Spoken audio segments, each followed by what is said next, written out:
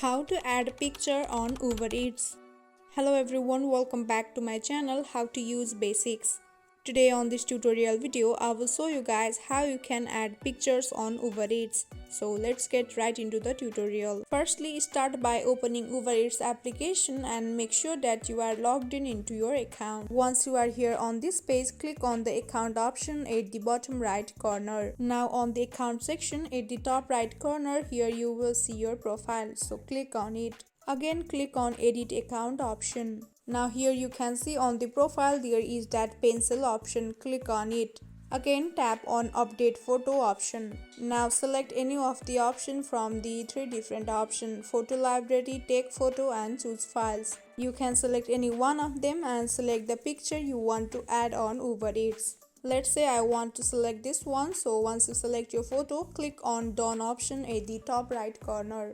Now wait for a while and your picture will be uploaded as profile picture on Uber Eats account. So that's all in this very simple and easy way you can add pictures on Uber Eats. I hope you guys found this video helpful. Thank you for watching. Bye bye.